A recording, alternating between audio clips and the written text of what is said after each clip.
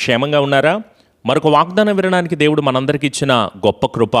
ఈరోజు శుక్రవారం ప్రత్యేకమైన ఉపవాస ప్రార్థన ఉండవలసిన రోజు. ఉదయం 6 గంటల నుంచి మధ్యాహ్నం 3 గంటల వరకు కూడా ఉపవాస ప్రార్థన క్రమం. తప్పకుండా మీరు ఉపవాసాన్ని ఉండండి. మీకున్న దుఃఖాన్ని బట్టి, బాధలను బట్టి, బలహీనతలను బట్టి దేవుని దగ్గరే మోకరిల్లి ప్రార్థన చేస్తే విడుదలను మనమందరం పొందుకుంటాం. దేవుడు మిమ్మల్ని దీవించునుగాక. ఈరోజు కూడా దేవుని వాక్యాన్ని ధ్యానం చేసుకుందామా? లేఖన భాగాలు తెరిచి యోబు గ్రంథము 5వ అధ్యాయము 19వ వచనము. 6 బాధల్లో నుండి ఆయన నిన్ను విడిపించును. He shall deliver you in 6 troubles. Praise lord. మనం ప్రతిరోజు కూడా అనేక రకాలైన బాధలను, వేదలను అనుభవిస్తూ ఉంటున్నాం. అయితే ఈ సమస్యలతో బాధపడుతున్న మనకి పరిష్కారం లేదా? అనేక రోజుల నుంచి ఎదురు చూస్తున్నావు, కన్నీటితో దేవునికి ప్రార్థన చేస్తున్నావు కదా, మనుషుడిగా నీకు సాధ్యము కావట్లేదు కదా. అయితే దేవునికి సమస్తమును సాధ్యమే కదా. ఆయనకి అసాధ్యమైనది ఏదైనా ఉన్నదా? నీ సమస్య తీర్చడం మనుషులకు కుదరకపోవచ్చు కదా, కానీ నీవు నమ్మిన దేవునికి సమస్తమును సాధ్యమే. భయపడకు, ధైర్యంగా ఉండు. తప్పక నీ సమస్య పరిష్కారం దొరుకుతుంది. గొప్ప విడుదలనైతే నీ జీవితంలో నువ్వు పొందుకుంటావు. ఎవరి వైపు చూస్తున్నావు? నీకు వచ్చిన బాధలు, ఇబ్బందులు, సమస్యలు, శోధనలు 6 బాధలు వచ్చినా సరే విడుదలను దేవుడే కలుగు చేస్తానన్నాడు కదా. 6 బాధలు కాదు పాస్టర్ గారు, 60 బాధలు వచ్చినాయి మా మీదకి. ఎటు చూసిన బాధలే, కష్టాలే, శ్రమలే, ఇబ్బందులే. ఎన్ని వేల బాధలు వచ్చినా సరే నిన్ను విడుదల కలుగు చేసే దేవుడు నీ పక్షాన ఉన్నాడు అని గుర్తుపెట్టుకో. మనుషులను నమ్ముకొనబాక. ఆర్థిక ఇబ్బందులైనా, రోగ సమస్యలైనా, కుటుంబ సమస్యలైనా, జాబు గురించి, వివాహం గురించి, వ్యాపారం గురించి, ఎగ్జామ్స్ గురించి విడుదల, స్వస్థత, ఆశీర్వాదం కావాలని ఎంతగానో ఎదురు చూస్తూ అనేక గొడవలతో, కొట్లాటతో, ల్యాండ్ ఇష్యూలతో బాధపడుతున్న నీ బ్రతుకుని విడుదల కలుగు చేసే దేవుడున్నాడు. నీకున్న సమస్య, బాధ, వేదనంతా కూడా బయటపడతావు. నువ్వు దిగులు పడాల్సిన అవసరం లేదు. ఎవరిని నమ్ముకుంటున్నావు? మనుషులను నమ్ముకుంటున్నావా? వాళ్ళతో చనువుగా ఉంటున్నావా? నువ్వు ఎవరితో అయితే చనువుగా ఉంటున్నావో వాళ్ళు నిన్ను చులకనగా చూస్తారు కదా. ఎవరికైతే నువ్వు దగ్గర అవుతున్నావో వాళ్ళు నిన్ను తప్పక అవమానపరుస్తారు కదా. ఎవరి మీదైతే ఎక్కువ నమ్మకం పెట్టుకుంటున్నావో వాళ్ళే నిన్ను మోసం చేస్తారు కదా. ఎవరి మీదైతే ఎక్కువ ప్రేమను పంచుకుంటూ ఉంటున్నావో వాళ్ళని బట్టే నీకు బాధ తప్పదు కదా. ఎవరి మీదైతే ఆశ పెట్టుకుంటున్నావో వాళ్ళని బట్టే నువ్వు దుఃఖపడతావు, బాధపడతావు. అందుకే మనుషులు నమ్ముకున్నట్టు కంటే ఆయన ఆశ్రయించుట మేలు. యెహోవా యందు ఆనందించు మనుషులు ఎలా ఉంటారంట? చాలా బలం పొందుకుంటారంట. సమస్యలు చుట్టుపక్కల శత్రువుల వల్లే మన మీద దాడి చేస్తూ ఉంటున్నాయి కదా. అనారోగ్య సమస్యలు మనల్ని అనేక రకాలుగా కలవరపరుస్తూ కృంగదీస్తూ ఉంటున్నాయి కదా. నమ్మిన వాళ్ళే మోసం చేస్తూ ఉంటే ఎంత బాధ కలిగిద్దండి.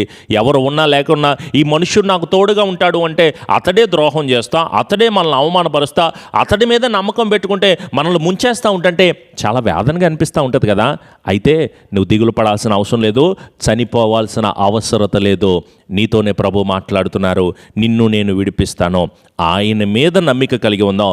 పరిస్థితులు మారిపోతే, మనుషులు మారిపోతారు, మనస్తత్వాలు మారిపోతాయి, వ్యక్తులు మారిపోతారండి. మనం ఆరాధన చేస్తున్న దేవుడు నిరంతరము కూడా ఏకరీతిగా ఉన్నవాడు. నిన్న, నేడు, నిరంతరము ఒకే రీతిగా ఉన్నవాడు. మారనివాడు, మార్పు లేనివాడు, మాట తప్పనివాడు. ఈరోజు ఆయనే మనతో మాట్లాడుతూ ఉండంటే నువ్వెందుకు ఇంక దిగులు పడాలి? ఉపవాసం ఉండు, కన్నీటితో ప్రార్థన చేయి, నీ పాపాలు దేవుని సన్నిధిలో ఒప్పుకో. నీ అతిక్రమాలు ఏదైతే ఉన్నాయో ప్రతిదీ కూడా ప్రభువా దయచేసి నేను తప్పు చేశా, నేను పాపాలు చేశా, అతిక్రమాలు చేశా, వేషధారణతో నడిచా, పాపసహితమైన కార్యాలు చేశా, వాక్యాన్ని చదవట్లా, ప్రార్థించట్లా, స్తుతించట్లా, నిన్ను వేడుకోవట్లా, దేవా నీ సన్నిధిలో నేను ఉండట్లేదని చెప్పేసి కన్నీటితో దేవుని దగ్గర ప్రార్థన చేయడం నేర్చుకో.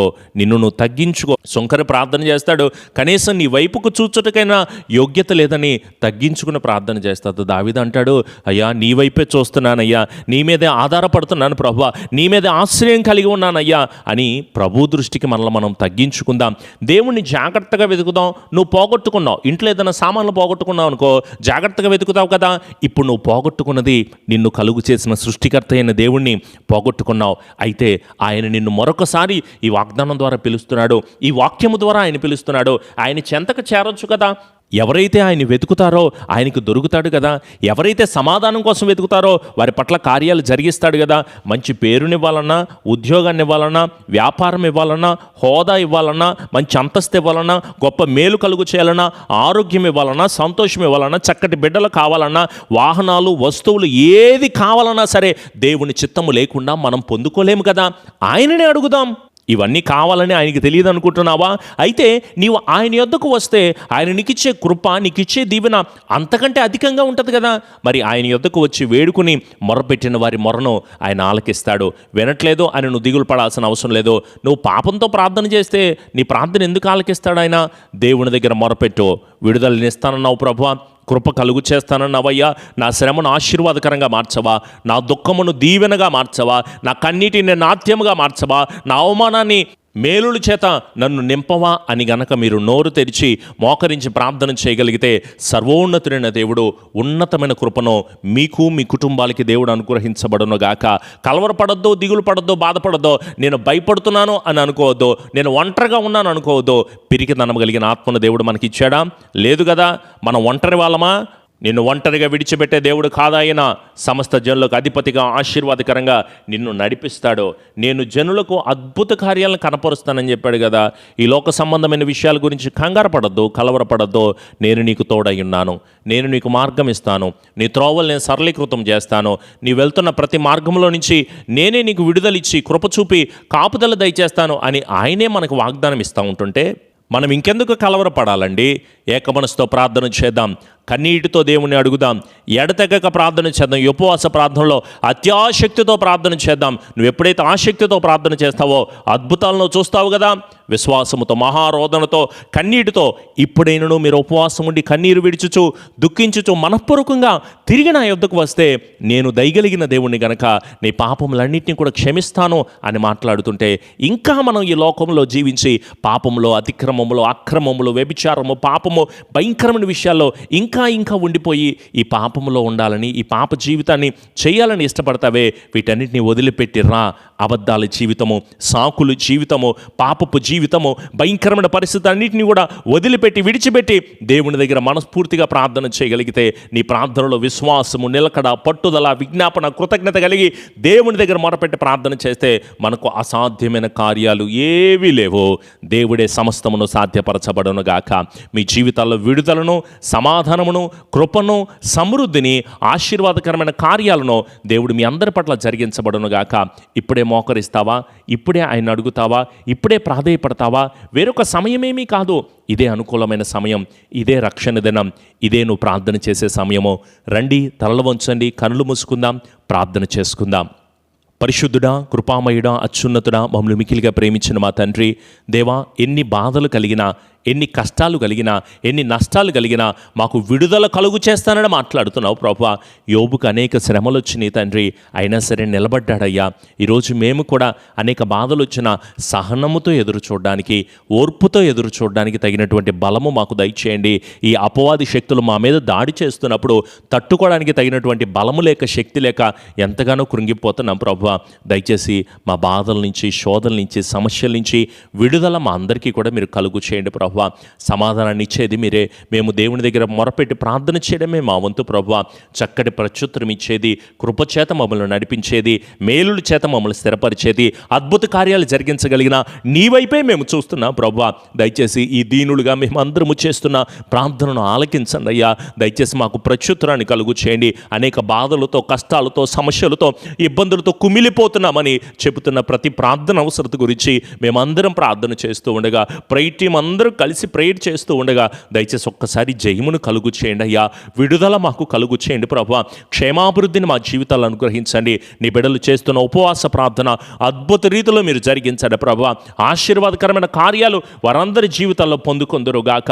మేలుల చేత నీ బిడ్డలను స్థిరపరచమని, బలపరచమని, కృపచూపమని, ఆదరణ కలుగు చేయమని, మేలుల చేత నడిపించమని, ఎదురవుతున్న ప్రతి బాధ, శోధన, వేదన ప్రతిదీ కూడా నాయన ఆనందకరంగా మార్చి సంతోషభరితంగా నీ బిడ్డలను నడిపించి వీటికంటే గొప్ప కార్యములు మేము చూస్తామని మాట్లాడుతున్నావు. ఘన కార్యాలు పూనుకొని విజయం పొందుకుంటామని మాట్లాడుతున్నారు. నీకు మంచి ఖ్యాతిని, పేరుని, ఘనతను నేను తీసుకువస్తానని మాట్లాడుతున్నారు ప్రభువా. యేసు నామములో బిడ్డల ప్రతి అవసరతలు కూడా తీర్చబడి నడిపించబడుటకు నీ ఆత్మ సహాయమును అనుగ్రహించి బలపరిచి దీవించమని మా ప్రియ రక్షకుడైన యేసు నామములు అడుగుచున్నాము తండ్రి. ఆమెన్. మన తండ్రి అని దీవెన, కుమారుని యొక్క కృప, పరిశుద్ధాత్మని యొక్క అన్యోన్య సహవాసపు సన్నిధి ఎల్లకాలము దేవుని ఆత్మ బిడ్డలకు, కుటుంబాలకు తోడయ్యుండి నడిపించి స్థిరపరచబడునుగాక. ఆమెన్. యేసు రక్తమే జయం, సిలువ రక్తమే జయం. ప్రభు యేసు నామములో సంపూర్ణ జయము, అపవాది క్రియలకు అనంత నాశనమును కలుగునుగాక.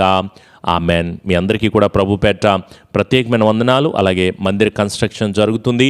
దేవుడు తన ఉన్నతమైన కృప కలుగు చేయలాగున మీ అనుదిన ప్రార్థనలో జ్ఞాపకం ఉంచుకోండి. అలాగే ప్రతిరోజు ఉదయం 6 గంటలకు లైవ్ ఆరాధన ఉంటుంది. తప్పక ప్రార్థనలో ఏకీభవించండి. ప్రతిరోజు వాక్యాన్ని షేర్ చేయండి. మీ స్నేహితులకి, బంధువులు కూడా వాళ్ళు కూడా వినమని చెప్పండి. ఆధ్యాత్మిక స్థితిలో మీరెలా బలం పొందుకున్నారో వారు కూడా వాక్యాన్ని విని దేవునిలో ఇంకా స్థిరపరచబడతారు. అలాగే పరిచర్య అభివృద్ధి గురించి ప్రార్థన చేయండి.